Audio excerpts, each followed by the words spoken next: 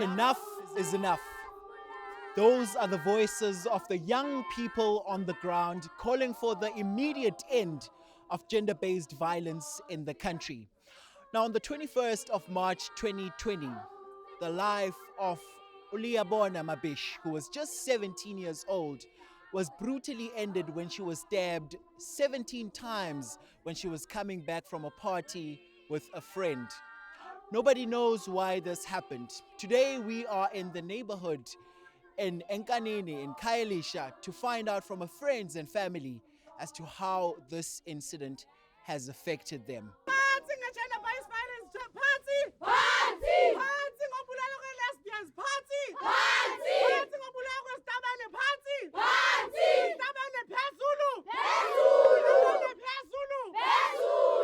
Molweni nonke emakhaya igama lami ndinosiphiwe Mkoko, and today we are in Khayelitsha Enkanini where Uliyabona Mabishi was stabbed to death by 5 guys who happened to be my neighbors.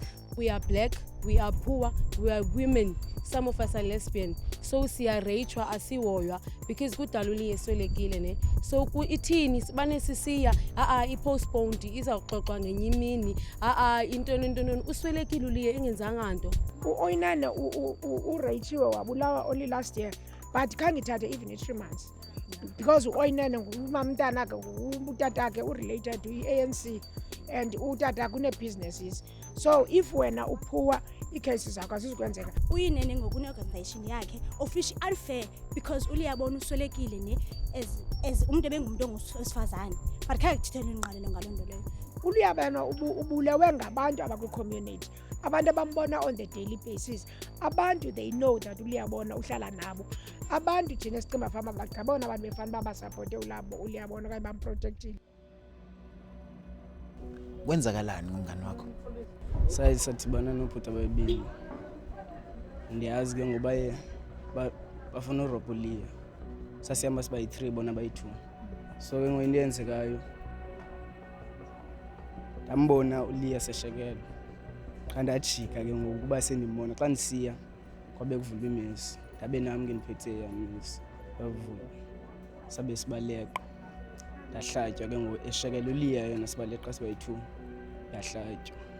Then xa sibuya sendihlatyiwe sibaleka besiza kwi-5 ke ngoku ndamshiya Uliya ndabe ndimxelela uba masibaleke bona banintsi abantu baza sabaleka. Then xa sibaleka caba yena nje ebenxile kakhulu sangakwazi ubaleka kakhulu yayinguye yasebhek so wahlatywa. Wow. So manje manihamba nonke nawe bakuhlaba kuleso sehlakalo? Bandihlaba phakayi-1 zange baphinde bandihlabe kodwa kuba ndabaleka. Abakathulakala abantu abakwenzile konke lokho? Bafungoneka sibabanjwa mara ndiyazi ke ikhisi bayihamba njani. So ufisa ukubona kwenzakalani ngale case? Kuba ingqondi ebanzi abasafe bephumile ngoba bayandazi nami ndiyabazi. So akunobakho lula ke ngoku xa benophuma bandihlala kufuneka nditshintshe nendawo ehlala. Laa mini yenzeka ngayo laa mini yenzeka umamakhe uthatha isitixo phaa kum ndimnike bezonwabela kumamakhe. Emveni koko ndothuswe ngumntana lo wam abenqonqose endivusa mama ikho nto enzekayo apha kulo Liya. Xa ndivuka semkile umakalinya. Xa ndiphumayo ekugcwele baphandle kukhangelwa Uliya, imoto ezawuthatha Uliya. Nyhani ke siyikhangele bekufika umalume wakhe athi aniyazi ngendlu enemoto. Sithi ke thina masiqonqozele umakhulu apha, simqonqozele utamkhulu abevuka utamkhulu enxiba. Bekuthiwa hayi ufunyenwe Uliya usethathiwe. Ngoku bamthathele kanti sikuphela kwakhe bamthathe sephelile bamsesibhedlela. Ikwenza uzizwe njani le nto ma? First of all ukwazi ukuthi nawo umzali and ingane yakho ayikho safe? Kwanxa umntana akho umbona bethu 7 kuba nexhala and ayipheli into kaLiya, ayipheli. Kuba ecelile xa ujonga apha kokwabo ingathi kodwa igqi uLiya, ibingumntana orayithi uLiya. Uxhaphakile ukubulala kwabantwana abangamantombazana, nathi sibantu bongomama sikhuselekanga. Siyangena kwi-relationships, even us singabafazi sibone into yoba le relationship ayikho conducive for mna, but umntu ahlale because enalaa perception ithi lo mntu uzotshintsha. A monster will never change. A leopard will never change its spot. Even if we see ichomi yethu ebethwa i-boyfriend yakhe, like it's like siyanormalize loo nto le, and ke ngoku we need to take action about that. Siphila kabuhlungu as abantu abangomama, and then it's so sad because like siyabulawa for no reason. Umuntu ongumama akasekho safe apha ngaphandle because of izinto ezenziwayo. So ezonto funeke zitshintshwe, ne-justice system yalapha eSouth Africa ibe ngathi iyazijonga izinto ngokunonophelo, izijonge deep down. As much as abanye xa bethetha bathi bana bafuna idiqhele, ke mna ndiqhelile. Mna qha ngoku sendilinde yam imini because ifile ngathi bana into ezokwenzeka ayikho into ezokwenziwa nangubani na uyistopa loo nto, nothi nangu-government, nothi nayintoni, because the more kusenzeka izinto, the more zingahoywa, the more zisenzeka izinto because ziyaqheleka. What really makes this whole thing cut deep is to also hear abangani baLiya speak right now, as I can hear them. Njengoba bakhuluma bathi bayamkhumbula uLiya and bathi le ndlu leya yakaboLiya essentially just brings memories about this life that was uLiya. We continue with this all-important discussion. See Expressions Masbuya. Remember to also partake in enkundleni zethu zokuxhumana. What's your take on gender-based violence? We're back after this.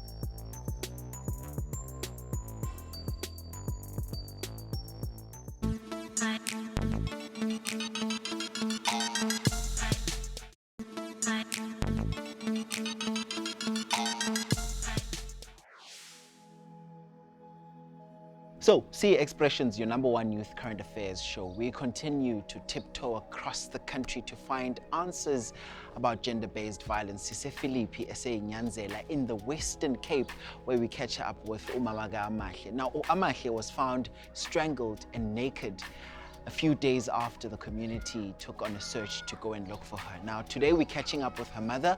Mind you, her emotions are still raw and they're still fresh, so we really have to move around with caution. So let's just go and have a chat with her, because enough is enough. Gender-based violence must stop. This is Expressions. Let's go and meet her. Mama Mandileke Qubu, sibingelele sikwamukele ke-Expressions. Kambe usithatha usibeke esithombeni ukuthi kwenzakalani ngedodakazi yakho Amahle. Amahle ndimgqibele ngolesihlanu. No, ngo-5 elapha endlini. Ngabe enxibakhe. Ka ezohamba kwindawo njengomntana oyintombazana akatsho uba uya, ngoba uyayazi uba uzoqala mosibuzo uyaphi. Njengomntana oyintombazana mosebekalala engekho ndingquleke ubuya kwakhe kusasa abe ebuyile. Kusasa ngomgqibelo akakabuyi noba kwakuphaa ngo-9. Athi ubrother wakho azemva kwakhe. Hayibo mama, Amahle ingathi akakabuyi nje. Ndithi ke makakabuyi. Athi ke na ke ndibona le nto ibhaliwe apha kule fowuni. Kuthiwa kukho umntana omhlophe ofakele i-twist. Amahle mos ufakele i-twist atsho ke na ke ndithi ke mna uphume into yam lokhangela omnye umntana otshomi yakhe aqala uhamba naye okuthiwa uSethu apha ezantsi. Uzwe hayibo Sethu, Amahle ka umbona. Athi uSethu hayi uPriti besihamba kunye izolo. Athi ke na bebe bathathu nabanye abafana ababili. Ndithi masiyogqitha phaa kuko sibatsho. Xa sizeke xa sifika apha ngakuma idanga le nto balapha kufutshane. Singene phaa kule ndlu xa sifika abafana ababili bebehamba naye Amahle nalo bephume naye bakhona bayasela. Bathi ke bona ke hayi lona simgqibele izolo ngoba sihamba sonke waze waphuma ngihamba noAmahle kha siphinde simbone. Ndithi kwaMahle akakabuyi konke bemkena laa mfana. Ndilapha nje ndikhangelayo. Xa ndifika apha endlini bese kugcwele apha phandle. Segcwele ngowesifowunini xa bufotiwe phaa ngaphandle beyokhona. Bese ndiboniswa hayi nguye nyana. Hayi ke bese besithi kabahlali masiye e-police station. Bese kuthiwa mos nakulaa fowuni uba umntu onomntana ongekabuyi ngexesha funeka ahambe e-police station ayokhangela khona. Hayi sihambe nyani siye e-police station xa sifika abantu bese ndizixela makambi. Sibuye ke sothwa apha endlini. Ndayazi ngolo hlobo ukuba uAmahle uhambe njani. Xolo mama. Sixolisa kakhulu ukuthi sikuvusela amancane ngalesikhathi. Mawuzwa ma ekuhlaleni bathi imbangela yalokho bekuyini. Umcuphi uthi wathi lamfana abahle bethandana naye. Abahle xa ndibuza ke ndabuza nami ezithomeni zakhe zithi bengathandani naye. Thola hlakiwe. Uthi lamfana wamkrwesha. Naxa ndimbona ndandimbona wayibomvu apha ibomvu lonke. Kwakuthiwe ke kuqala unekhadi elapha. Nami ndandicinga mfana binoba njengoba enezanwele nobumbambe ngezanwele wambethikisa ngentloko ngoba ibunze lonke lalibomvu. Apha ebusweni eberayithi bengenanto nalapha emzimbeni ebengenanto. Wafumaneka ehamba ngazi enganxibanga. Wafumaneka ethu okwazana. Ndiyacela ke kumntu okwazi ukuthetha nalo mfana ambuze into yoba ziphi impahla zikamahle basiyazifuna sisazifuna nangoku asikazi uyeka usifuna. Into ongathanda ukuyisho eSouth Africa njengamanje kwabanye abazali futhi abasesimeni esifana nesakho njengamanje bathini. Into endinoyicela kurhulumente angacingeli lo ubuleweyo like wamahle uba ebulewe acingele ifamily. Umuntu wenze loo nto akabulelanga lwambuleleyo like wamahle ubulele ifamily yonke ngoba ngokuthi thina sishiyeka sinezangcina sikwazi nolala. Urhulumente makangamkhuphi umuntu obulele umuntu obhinqileyo. Makabhubhele ejele aphume mhla kuthiwa ubheka phansi kwegadi njengalo bembulele. Nansi into endiyifisayo nosenzela yona umthetho.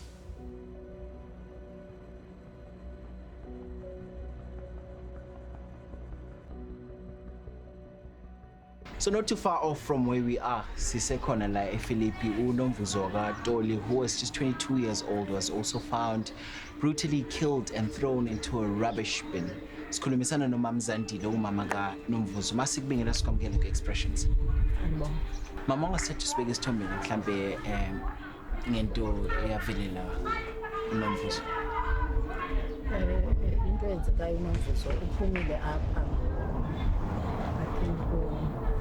late kwangoLwesibini njengomuntu ke ophothinwele ebantwini afike late ako-6 ezothatha ijacket anxibe aphume kanti ke ngokasayanga kwabantwana bebagqibezela ukubaphotha imali zabo.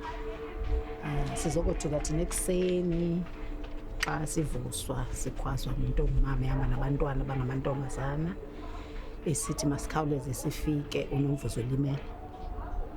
Nyani ke sibe sibalandela abamama baye kwenye icala ngapha ezantsi ke ngasemfuleni sesifika ke kugcwele amapolisa yonke into apha. Bawachazele ke amapolisa nonanko umakazi wakhe. Sibe sesimboniswa nyani ke lapha ngaphakathi kwi-dustbin elimele ke. So kwabanjalo nje amkakwakhe. So mama mawuzwa mhlawumbe indaba inzobani yonke lento. Sayike ngosisendleleni egodukayo safonelwa siqaxeliselwa ke ngabomthetho into bana bamfumene umfana ongusive othyolakalayo bayomfumana kwilali yaseDutywa eEastern Cape. So kula Saturday thina ke ngoba sifihla kule Saturday bevela yena eAtlon Magistrate Court. So babesichazela ke ngoba sizova yonke into ke ngoku nge-8 kaNovemba. Kodwa ke uye wavuma ukuthi uyenzile into umtyhola lo. Mawungathola ithuba lokukhulumisana naye Msola. Yini into ongayisho kuye? Abantu unongixelela nje babe kwenzeke ntoni why embulele. Okanye nefoni yakhe zasifumana ifoni yakhe nakona yayi WhatsApp nako Facebook inoba nje esweleke ngolesithathu yona isetshenziswe ifoni yakhe kwathi kwaSunday noma pha ekuseni 3:44 Sunday yalaviki alimele ngayo. So asiyazi ke noba ikuye noba ikubani. Mhlambe wena into ongafisa ukubona yenzeka yini? Abantu bomthetho bayababamba abantu abayenze bubi baphinde babakhulule. So asibikho safe kodwa kakhulu. Babe benokwenza into bana umthetho uthathe umthetho uthathe ingalo yawo ngendlela emele kwenzeke ngayo singaxola nathi. akho mzali ufuna uzala isigebenga. Then xa ubona umzali ozele isigebenga engabonakali asithi makazongcwaba. At least okomzali okomama naye ozeleyo azibonakalise. Ubuyoyika ukuza kusenokhatshwa nangamapolisa ubone inkathalo yabazali babantwana basibulalela abantwana bethu. Asithi mabazocela amaxolo abantwana babathumanga, kho mzali ufuna uzala isigebenga, kho mzali ufuna uzala umuntu, but ubone inkathalo yabazali abasibulalela abantwana besiza noba kazikwenza nto. Baba sesizwile indaba kama endlini and isimo sakhona sinzima kakhulu and sibhlungu ngoba we facing iscarage se-gender based violence la eMzantsi Afrika. Mhlawumbe uma ungasithatha usibeke esithombeni ngesimo sala ekhaleni kunjani? I-crime ye-GBV iya inkulu. Kulapho sibone ukuthi masiphakame because according umbuthweni kuwo abefundisi sasithe let's take the pulpit to the community. Mhlane zolo sibona lento yenzekwa kubantu abangomama nosisi njengoba seyisenzekile nalapha. Indima edlalwa ngabangcwabi kakhulu kwi-community ibaluleke kakhulu, especially xa kufikelele kumaxesha okubana kusweleka abantwana abanjengo-Amahle. Bazile bazonqonqoza kwi-undertaker, yabahoya i-undertaker kumsebenzi wonke ebekufaneleke into yokuba hoyeka kuyo ngoba i-undertakers zi-based kwi-community nokusebenzisana ne-community okwesikakhulu. Umakhulu wam wandifundisa into ethi awukho umgqomo wokulahla umntu kufaneleke into yokuba noba kanayo imali kodwa afumane isingcwabo esinesidima nesithozelo.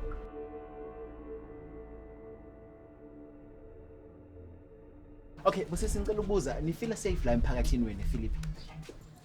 I don't feel safe at all based on izinto ezenzekayo and the fact that every day noba uye shop you don't feel safe, noba uya approach umfana you don't feel safe, noba like we don't even feel safe around our brothers and sisters because abanye abantwana bahlukunyezwa ngabantu abahlala nabo. Sisandosuka kwi-case eziklika Amahle sathi sisajongeleyo kwavela i-case kaNomvuzo, sathi sisajonge i-case kaNomvuzo kwavela i-case eseSamora whereby umuntu abulewe ngumuntu wakhe athi uyamthanda and that girl she was pregnant for that matter 8 weeks. Unesibindi bhuti wam like ayomtshisa after embulele, so which is ukuhlala nje Philip nekuhlale nje uzazi ba ujonge isithunzi sakho ngalo lonke ixesha, which is I feel safe at all. Noba uya e-post office, noba uya shop, noba uyaphi, you are not safe. You're not even safe nase police station for that matter. So asikho safe at all. So there you have it. I really never know how to react when we have these kind of conversations because year in, year out, GBV this, but we want to see action. Bafethu, this must come to an end. Like President Ramaphosa said, there's 2 pandemics we're dealing with. One is GBV and the other is COVID-19. Let's continue with this conversation, Masbuya. You're watching Expressions.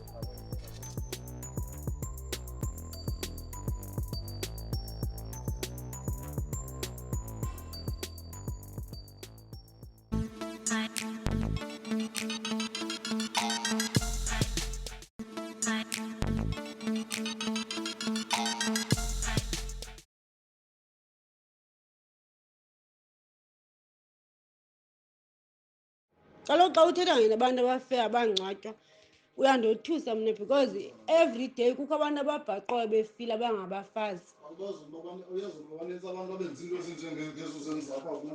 Ogqiba bathi babefiswa yintoni kaloku? Ndayiboniswa ngubani kaloku? Ndifuna ukubuza ngumntu ondixelela ngaloo nto. That means undithreatenisha ngokufa, uzandithini wandibulala? Uthini kanti? Utheni undixelela ngabantu abafayo? Umntakwethu kaloku ebesenza le on and off yasejele ngoba kaloku kukho watyholwa ngereyiphu kabini apha. Simphikela ndiqomba yeyi andiyiqondi le nto le. Watyholwa apha kuthiwa ureyiphu umntana. Saya kulaa mzi sawunyoba mama kucinywa ikheyisi. Yacinywa ke ikheyisi baba umntana yena esithi ndireyitshiwe nangu lo tata. Laa mama wahamba wombheyila umama walo mntana ngokunokwakhe. after siyixoxile le nto le sasimali phaa 10,000 sisithi mayicinge yonke le nto. 2 years down the line kuvela inye irape, omnye umama naye ureyitshiwe and uthi ngulo mfana. Well, those were the chilling voice notes Usisinosicelo sent to her sisters and her brothers moments before she knew it was time for her to get out of this abusive relationship. So now we're in Durbanville for Santa Cruz, where we catch up with her family to find out how they're coping and what they think should happen with perpetrators of gender-based violence and how this incident has robbed them of their sister. Mhlambe mangasithatha usibeke esithombeni ngokuthi kwenzakalani ngalelo la. What I know is that wamthimbisa ngombulala gogo izo recordings. Abo masibexabana sisibe gcinezele lawo lapha thini ya record ku WhatsApp. So that ya record yonke into eyenzayo. Umbulele usiswami in a way that umfake emqomeni qale umkhwitsha then umfake emqomeni. Ngomkhumbela ngabela into ufisa ukuyibona yenzeka ngale case yini. Once umuntu beke ayokwenza protection order emapoliseni masilandelelwe lo nto leyo because usizenzile protection orders command kumiswe imihla lamhla amiselwe oyemiselwe wona lamhla simfumeneyo thina ngophayana kula ndawo anqophe kuyo usizwa ngibeyigcina inhlungu yakhe lo nto leyo imbethile ekugqibeleni because not wonke umuntu beyazi inhlungu yakhe usaziwa ngabani bodozi kude xa unenhlungu umuntu ongumama suyigcina kuwo thethe ukuthi ubhuti bekene-cases kwindawo ebesuka kuyo ne then waza efisandi waphinda wenza the same ebeyenza kwezi ndawo ebesuka kuzo engumntu oreyipha abantu ekhabela abantu amacango ezithathela ngefosti nje kubantu abangumama so into ebendiyithanda mna kungathi umthetho ungadlala indima yakhe ne since namapolisa alapha into kabhuti ayayihambela slowly then ndaqonda ukuthi mandiphakame ndidibane nabantu bakwa-expression kwazi uba basincede kule nto kabhuti yabo. So now there are all these grand plans that we announce year in, year out. And what really is, disheartening at this point in time is that we have victims still coming out. Even the next year, I can rest assure you, we will have a show on gender-based violence and we will be told that the numbers continue to increase. What really needs to be done at community level, at authority level to ensure that we curb gender-based violence?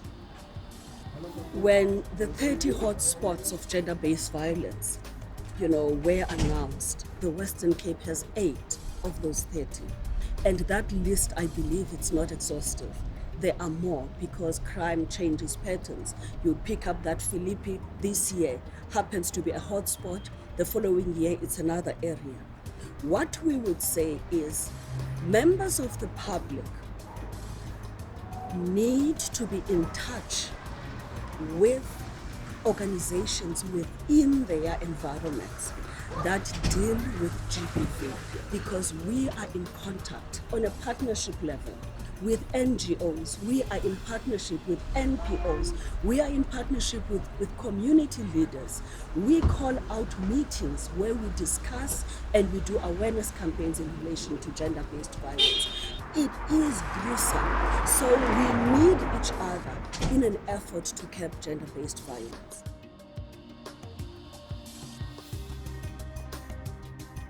Come rain, come shine, we will be there because this is the only platform that gives the youth voice, an authentic voice where they're able to voice their views and opinions. Igama ngumxolisi wakwaMasango. You're watching Expressions.